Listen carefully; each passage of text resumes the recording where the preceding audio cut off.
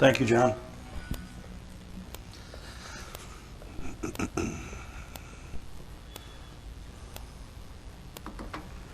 Thank you again, John. It's good to have a clicker. All right. So we're going to go off script a little bit here today from what we traditionally do in our leadership meeting. I've got Mike and Jason from the Grand Rapids Fire Department are going to talk excuse me, to you guys about the homeless outreach team that they lead. They've got nearly 50 years experience just between the two of them in the fire department, but the last couple of years for Mike and the last year for Jason have been working with the homeless outreach team. And there's a lot that they're going to share with us. I'll wrap up afterwards. Without further ado, Mike and Jason, would you join me up front and take us away on your information that you're going to share with us? That's true. Good morning. My name's Mike. I'm captain of the homeless outreach team, and I'm a firefighter for 22 years-ish, someone there. We're here today because we're talking about the homeless outreach team. How many people know about it? You've heard about it your whole life? Wow, that's two more than I expected. This is good. I'm going to give you the short elevator, and then we'll get on with this. I've been involved with the homeless outreach team for just over 3 years now. So I was stationed down at LaGrave Avenue Station. We got a new fire chief that came from another state, and he said, Mike, you're lieutenant down here in LaGrave in the homeless community. I'd like you to start this program called the Homeless Outreach Team. And I said, no, thank you, chief. I'm a new lieutenant. I want to learn how to be a lieutenant. So 1 year later, on April 4th, 2020, the fire chief called me into his office, and he said, Mike, we got this thing, this pandemic thing. It's called COVID. City manager said he'd like you to start this homeless outreach team tomorrow, but don't worry, I told him no. You'll start on Monday. That way you've got the weekend to think about this. He didn't tell me to think about it if I want to make a choice. He said, you're starting on Monday. He said, but don't worry, it's only going to be to the end of the pandemic. It should be about 4 weeks. We just need to get you guys out there and teach people who are homeless about being clean and being safe. Not recognizing that the thing that happened across the world is they shut down all the public bathrooms. They closed the parks. They took down the grills. There was less space in the shelters because they had to space things out for people. All of these people already wanted this. And what I've learned is COVID didn't cure homelessness. So 22 years on the fire department, 3 to 4 years on the homeless outreach team, 2 incredible daughters, and here we are, and this is Jason Kelly, one of my lieutenants. Hi, my name is Jason Kelly. I've been with the Grand Rapids Fire Department for 27 years, so yeah, he's still a rookie. Spent my first 17 years out on the streets, fighting fires, doing medicals, all that fun stuff. Took a promotion upstairs as an inspector, and then just recently this summer, position came open on hot and decided to try that. Came into it completely blind, had all the misconceptions that everybody else does about homeless, and it's definitely been an eye-opener. Learned a lot, and it's learned something new every single day.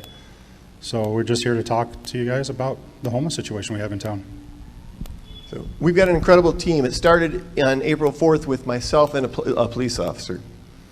In the heyday, in the best days, we had 4 police officers, 3 firefighters, 3 recovery coaches, 2 social workers, and a peer support specialist. Today, I've got 3 firefighters on the street on the homeless outreach team, 2 recovery coaches, 2 social workers, and a peer support specialist. And we'll deep into what that is. But it's pretty amazing that we're boots on the ground 6 days a week, 6 a.m. to 4 p.m. And the reason we use those days is because those are the days we reach out to resources. So I don't know if anyone's familiar with what a recovery coach is or what a peer support specialist is, but what I can tell you is the coolest thing is I don't have to ask you to go up to 790 Fuller on Tuesday at 3 o'clock for your appointment. I'm not sure how you're going to get there, what you're going to do about your meals, or how you're going to get back. But I need you to make it up there for a housing assessment. Now I can bring these people to the street. And I can say, hey, you know what? Let's talk about recovery. And Jason say, hey, why don't we have Josh come over here, Renee come over here, we'll talk about it right now. So if you can dip into what that stuff is, Jason. Well, first of all, before we dip into that, you guys are all leaders here, correct? Okay, so you're leaders here. One thing you guys need to realize, you're also leaders out in the community. You guys represent Weller as a leader. And what does that mean to you? Anybody, what does that mean to be a leader out in the community? This is where you guys can answer. So lead by example, to do things that you'd like others to follow and to Fantastic. Lead by example. That's incredible. That's what we need more of, is people that are going to lead by example. And the reason we ask this, a lot of you guys are wondering why we're here. It's not just talking about homelessness. This is something that has been in the works with Weller for a little while now. You guys are an incredible team out here. You're incredible people. We want to work with you guys and have you guys bring in some of the homeless that are out there that are looking for employment, that are great people, that just need that employment. And as leaders, what we're looking from you guys is that acceptance. Somebody may come in, they may not be smelling the greatest, they may not have the cleanest clothes, but to accept them. And that should be with everybody, whether they're homeless or not. Just accept them for who they are. Accept them for the worker they are.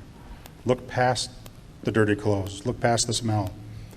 But now back to the peer support and recovery coach. Anybody know what those are? Okay, that doesn't surprise me. I didn't either.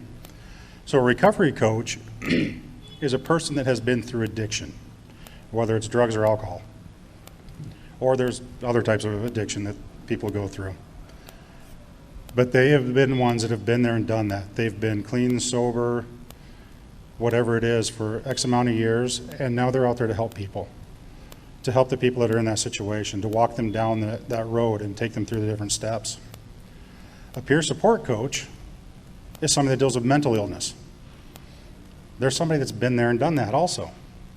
So they've gone through the therapist, they've gone through all the different steps, they may have been hospitalized, taken the different medications that they have to, but they can come and talk to you on that level of, I've been there, I've done that, I know what you're going through.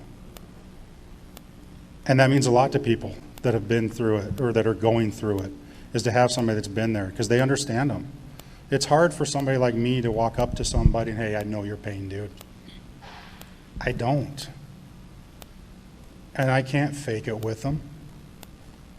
So we've got those people out there that are going to help them, that can actually be real with them and make it a successful transition. So what does the homeless outreach team do in Grand Rapids? And there's a lot of, hey, this is what we think you should do, this is what we know you do, this is what we thought you did. I dumb it down. We're firefighters. We run into burning buildings. I want you to look up at this big round circle up here, the red circle. I want you to picture in your head, that's a bicycle wheel. And you can see all the different spokes on it, right? One of those spokes has Mel Trotter Ministry as a shelter. Another spoke has Matthews House as a place of refuge. Another spoke has the Baxter Neighborhood Association. Another spoke says Weller on it. Right in the middle, right in that hub, that's the homeless outreach team. I don't have a pocket full of houses. I don't have a meal in my back pocket or in the truck. What I have is I have resources. I get to learn everything. I get to learn people. And that's what we do, is we bring those spokes together that don't cross. So what's amazing is when we started this 3 years ago, there were 3 words that popped right out and they kind of stuck. I got lucky. Communicate, coordinate, and educate.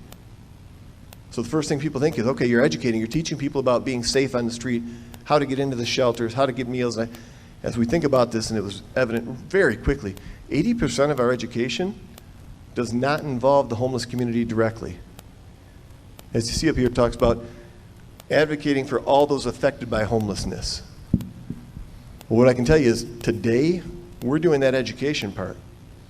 Not because I'm in a room full of people dealing with homelessness, but you're affected by homelessness every day.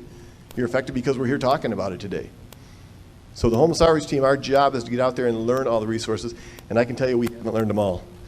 I can tell you that we've got AYA and Arbor Circle. They deal with youth who are homeless. Youth on the street are considered 16 to 24 because predators go after those ages, so that's why that's the youth group. We deal with the Pit Bull Alliance, which helps with actually getting food for animals, for people who have animals. And I used to think that was crazy. I'd get really angry before this job, going, if they can't afford to feed themselves, why do they have a dog? Until I realized, I don't care if it's got papers or not, this is an emotional support animal, this is a form of protection, and they're gonna feed that dog before they feed themselves. So the Pit Bull Alliance helps with taking some of that pressure off. We've got Mel Trotter Ministry, Dégagé, Covenant House, we've got Matthews House, we've got several neighborhood associations, and we're just trying to get everybody to understand about everybody, because it's not something we need to compete over. We're not trying to figure out which agency gets to help the most people in the homeless community. We are not specialists in any of these areas. Our job is to know who the specialists are. So we are out on the street every single day, meeting people and talking to people. So that being said, with all the different resources out there that we deal with, there's one that's going on right now today. It's called Crossroads Bible Church. I don't know if any of you are familiar with that. It's down at 800 Scribner? All right, I'm getting it right. What they do is they bring in all these different resources and they bring it out to the community, out to the homeless community. And I'm going to let Mike talk about that because he was on the ground floor of getting it started. So it's definitely not ours, it's communities, it's the churches, but it is something that he helped get started. So we share good ideas.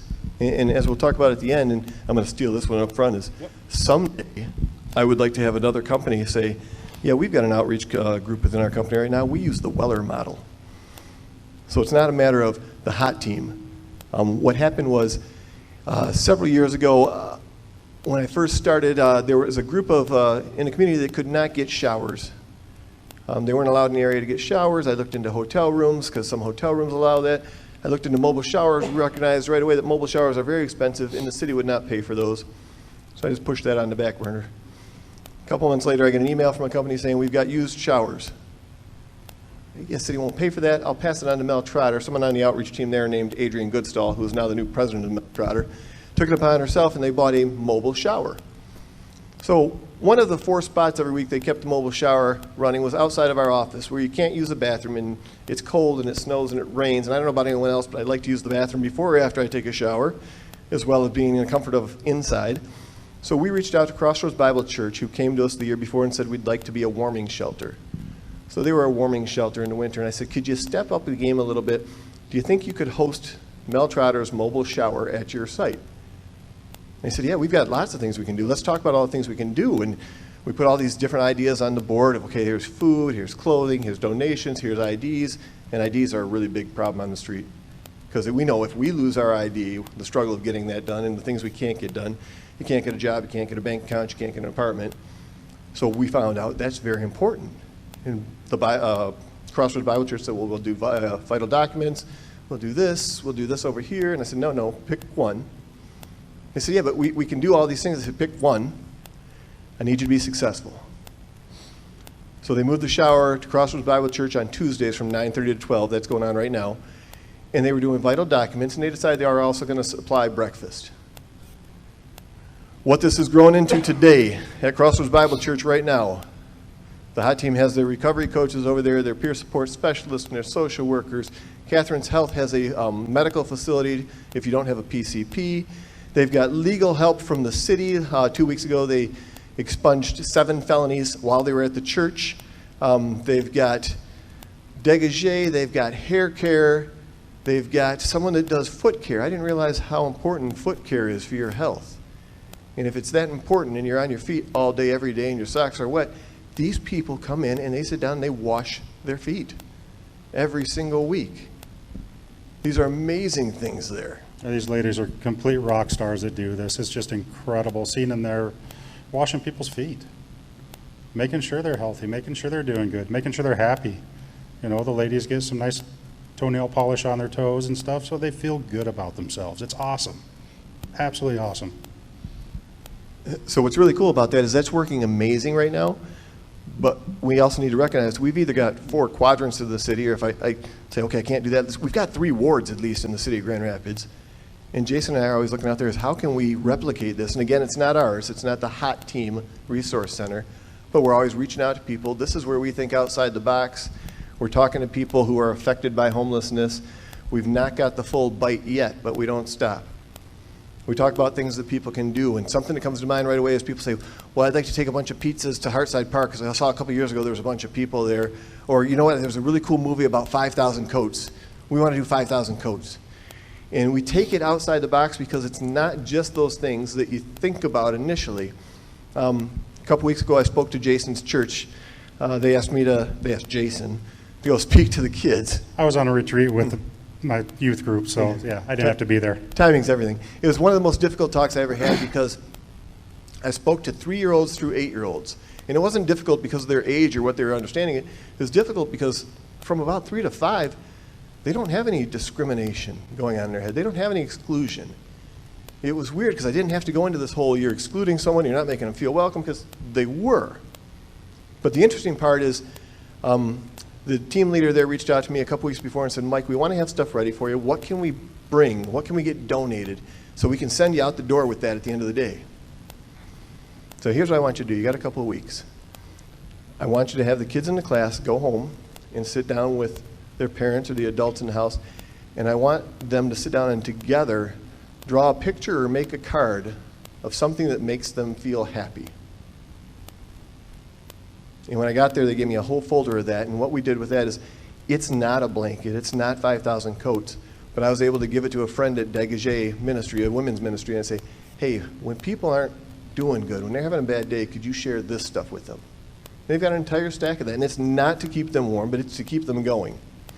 So when you hear Jason and I talk, we go sideways a lot, because I don't know if it's the ADHD or the size of the box we're outside of. A little bit of both. But speaking about my church, I was sitting down with a bunch of ladies. We were having a meeting and stuff, and we started talking about my new job, my new position. And I was talking about this one gentleman that was staying down at the Croc Center. And they wanted him out of there. I understand that. But Mike, in his subtle ways that he has, kept bringing up the fact that they're a church. Don't you think you should be helping them because you're a church? They still wanted him out because they had a big thing going on and people didn't feel safe. So we understand. We have to play both sides of the coin, unfortunately.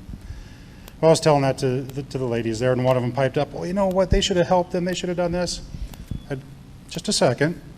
We have woods right back here behind our church. How would you feel if a homeless encampment came in there? Every lady in the table dropped their head because they knew they'd just been called out. So once I got done with that, they looked at me and said, well, what can we do? You know, we want to help. One of the biggest things you can do, if you see somebody out there that's homeless, don't walk past them. Don't ignore them. You don't have to give them anything. Give them a little bit of yourself. That's all you have to do is say hi. How are you? I was up in Traverse and with some friends, and there was a gentleman on the sidewalk in a wheelchair. He was homeless. He had his little jar out in front. I came by, I dropped some money in there. He looked, yeah, thanks. And I stopped, I put my hand on his shoulder, said, how are you doing today? He had the biggest grin on his face after that because I made contact with him. I made him a human again. That's all he wanted. He wanted to be a human. He wanted to be recognized. He didn't want to be invisible. So when you ask, what can you do? Do that. Say hi. And then the other thing we talk about is when you're driving down the road, you see people that are flying the sign. That's what they call it, is flying the sign when they're panhandling out there. Carry bottles of water with you. Granola bars, not the crunchy ones because a lot of them don't have teeth. Carry stuff like that with you and hand them a bottle of water. 9 times out of 10 when you're driving away, you'll see that person drinking it down because they cannot get fresh water in this city. Right now, all the fountains and everything's turned off. So where are they supposed to get fresh water? Something as simple as that. So let's see if the arms work a little bit. I need a little bit of help. What kind of things are we told, do we know, have we heard, contribute to being homeless? What kind of things out there? I need loud. Drug addiction? I'm hearing drug addiction, okay. Anything else that stereotypically contributes to being homeless? Bad luck. That's real. Yeah. Loss of a job. And we'll talk about how you get a flat tire and now you got to make your car payments so you can get to work and now you can't pay rent. It's a flat tire that could put you on the street. Mental disorders. So here's where I like to go with that is we talked about substance use, we talked about mental disorders, we talked about finances. Anyone have any idea what causes a lot of substance use or mental health disorders? What kind of things contribute to that? Say again? Trauma. Anyone have any idea what kind of things might cause trauma? You know, I'm going to tell you. You know what causes trauma? When you become homeless. So not all, but a lot of these people may not have that substance use disorder, may not have that mental health, or may not have it to that level, and all of a sudden they've got a flat tire and now they're homeless. And this is trauma, and this is self-medication. This is trying to get through the day. This is I can't afford my meds. I can't keep my meds because they're always stolen. So it's that whole backwards thinking. You got to get way outside the box and figure out, is that the cause or is that the process, and where are we? And that actually brings up I love telling stories, by the way. Brings up a really good story. There was a gentleman that was riding his bike down the path. Mike knows him really well. And Mike said, why don't you go talk to him? And I'm kind of shy and stuff. I ask questions. And I tell him right up, I'm going to ask you questions, you don't have to answer them. So I asked him, why are you out on the streets? He goes, well, I have a drug addiction. Okay. Why? Well, because it helps me. Okay, what kind of drug do you use? Meth. Okay. Why? He has extreme ADHD, worse than us. And he loves working on electrical parts. But if he doesn't have medication for it, he can't do that because he can't focus on it. Cool, well, there's Adderall and all those legal drugs out there. He goes, great. He goes, first off, homeless. Okay. We can't fix that, but that's okay. Okay. I don't have a doctor. That we can help you with. Okay. He goes, if I do see a doctor, he prescribes me the prescription. Now I have to have money for the prescription. We can find help for that. Now, remember, homeless, living in a tent, I take those legal drugs back to my tent. I have to go do stuff during the day. They get stolen. Now I go back to the doctor, told them that they were stolen. He doesn't believe me. Now I'm blacklisted and can't get him anymore. Meth basically had the same effect on him what Adderall does. He said the only side effect is I have to sleep for a couple days when I'm come off of it. So not looking to replace those drugs, but recognizing why people choose that stuff, why they try to normalize that stuff. And we talk about getting IDs and how difficult that is, because if you don't have an ID, you can't get a bank account, you can't get an apartment, you can't get a job. There's a lot of little things that I didn't think about ahead of the game. We talk about substance use. I was told by one of my buddies, I think he's on about his 6th relapse now. And he said the average out there is 7 times in recovery before you're successful. The downside is often when you go for recovery, they give you about 3 shots because there's other people that need it too. So you got to get it right in the first 3 out of 7 shots. And I think about recovery, I'm thinking, okay, well, I've seen the movies, and I love Walk the Line, I love Ray, and I get that. So I'm thinking about when you go through withdrawal, that's hard stuff. And they said they must feel like they want to die. And they said with those drugs, they want to die, and they feel like they're dying, but that's not the hard one. The hardest drug for withdrawal is alcohol. And I did not know this until I got this position. The difference is that if you stop using alcohol suddenly, and people say, just quit drinking, in the first 3 days, you can actually die. So we got something we learned about harm reduction, which I didn't like that in the beginning. No, when he says that, though, you got to realize some of these guys out there are drinking a half gallon of vodka a day. Yes. So that's what keeps them normal. So when you all of a sudden quit a half gallon, to a gallon even, of vodka a day, yeah, it's going to mess with you. But the harm reduction, I came in with the same thinking he was. Just quit. Go to your recovery, go do this, and quit. You'll be fine. Catch a meeting, you'll be fine. Oh, yeah. Yeah, no problem. So what I've come to learn, and what we have to tell these people is, okay, so you bought a half gallon. How about tomorrow, instead of doing a half gallon, do a 1/5? Jason, we can get them in recovery in a week. That should be all right. Oh, yeah, they'll be fine. But to go to recovery, you've got to go through detox. So, yeah, 3-day detox, because it has to be medically supervised so you don't die. So we keep telling the people, do that 1/5, and then if you can, go down to a pint. That's harm reduction is what it's called. Never in my life did I think I'd have to, hey, we're going to help you with your substance use disorder. I just need you to keep drinking for a bit. And that's a real thing. It's not a medical thing. We're not doctors. It's just something we learned from people in recovery. So on that note, we've got people that ask the question about, well, I see people out there flying the sign, earning their money, getting their dollar on the side of the street, and I don't want to give them money. I think they're going to spend it on drugs or alcohol. So I've had to come to terms with a lot of things, and this is over my lifetime. I don't typically give out money, but I'm of the mindset now if I do, it's no longer my money. And they do what they want with their money. And my buddy who's my buddy who's struggled several times with recovery told me when I wake up in the morning I have to do 3 shots of vodka. Not because I want to get drunk, not because I want to get numb, because my body is revolting against me, and the first 2 shots I take, I throw up. So that changed my mindset is, you know what, maybe they do want to panhandle, fly the sign so they can get a bottle, because otherwise they're going to feel like they're dying, or their body's going to tell them they're dying. Not saying buy them a bottle, not saying give them money for that. I'm just saying think about things from outside of that box and what that might look like. What I've told my daughters since they were this old is I had heard somewhere along the line about a priest who wanted to see what it was like to be homeless. And like Jason said, the priest said the worst part was becoming a non-human, not being acknowledged.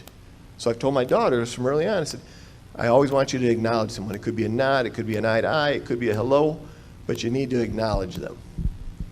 And when they ask me for money, I may have money in my pocket, and I'm not going to lie to them. I'm going to say, I don't have any money for you right now, because my money may be earmarked for my lunch or my bills. It's not a lie. But then I end sincerely with, I hope you have a better day or a good day, and God bless you. And that God bless you, walking away sincere, usually ends the conversation, because they were heard, they were made a person, and they felt cared about. And it's a huge thing, is make them a person again. So on that note right there, we've got some signals coming from the back there that we're running a little long. Okay. So real quick, do any of you guys have any questions? Questions that would help the floor now, or hit us up afterwards as well. I will hit really quickly on shelters, because that's another simple solution. Just quit drinking and just go into a shelter. No more homelessness, right? So there are a lot of beds in Grand Rapids at Mel Trotter Ministry, a lot in Dégagé. That, by the way, Mel Trotter is for men, and Dégagé is for women. So number one, there may not be staffing available or bedding available depending on the day, but if you're out there with your partner of the opposite sex, and that's your rock, and that's who you need to be with, that's who's going to get you through this, one, he has to stay at Mel Trotter, and the other one has to go up and stay at Dégagé. If you've got more than 2 backpacks on you, everything you own, and it's more than 2 backpacks, they can't go into the shelter. If you know that some days you might not get a bed and you keep a knife on you just for safety, you got to stash that or throw that away. If you had a good day at work, a good week at work, and you bought yourself a celebratory cigar, because that's not illegal, you have to throw that away before you go into the shelter. If you're uncomfortable sleeping in a room with up to 49 people, you might not be able to go into the shelter. In Mel Trotter being way ahead of the game about 9 years ago, they opened up an area in their shelter for transgender. And as I think about that, there's a lot of young people who are on the street and homeless because when they're going through and thinking about transgender things, their parents from an older generation said, because of religion, you're no longer welcome here. And they go out to the street and they hear 2 things. They hear Mel Trotter Ministry and Dégagé Ministry. And it took me a minute to learn ministry does not mean religion. Although before this, I thought it did. So if you're a young person who was just kicked out of your house for religion and ministry, wouldn't it be hard to go into those shelters?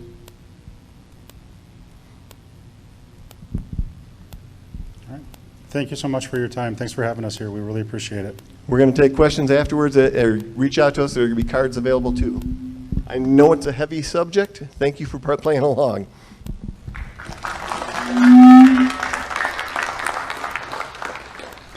You know, while he stands up here and talks about all the stuff you guys are doing, how many of you guys are just so proud of what Weller stands for? That's awesome. Everybody's putting their hand up. That is incredible. So what we want to see is there's a lot of companies out there that want to do this. They want to be like you guys are, but they don't know how.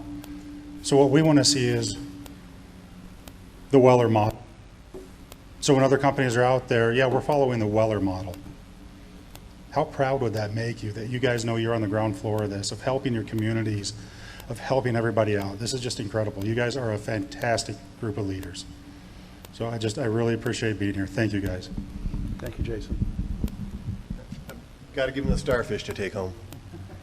So, and this one was way before this, and it's interesting that we stumbled upon it again. And this is for taking home to any friends, family, any group, any organization. If you want to have us come and speak, we'll do that anytime. But gentleman was walking down the beach, and it was high tide, and a bunch of starfish had all washed up on shore. And he's looking down the beach, and there's a gentleman down further and picking up starfish and throwing them back into the water. It's blowing his mind. he needs to catch up. So he catches up to him. I said, what are you doing? He's like, well, I'm putting starfish back in the water. He says, you're not going to make a difference. There's hundreds, there's thousands of starfish. You're not going to make a difference. And the gentleman reached over, picked up a starfish, and said it made a difference to that one. So when people ask if we're making a difference, if Weller's making a difference, if Grand Rapids is making a difference, we don't need to make a difference to everyone. Just keep doing one at a time. And I'm going to sneak in that other piece that I like, because I told you. Jason and I recently got hit right between the eyes. We carry a lot of these cliches and these sayings because they came from somewhere and they mean something. And as you reached out to us and said, I'm going to have the hot team come out here, we need that resource. We need to learn. We need to do that stuff. And you're sitting there looking at us and, hey, what can we have you help us do? Here it is. You guys ready? You are the people you've been waiting for. It's a step up and do, and your guys are amazing. I think so too. Thank you.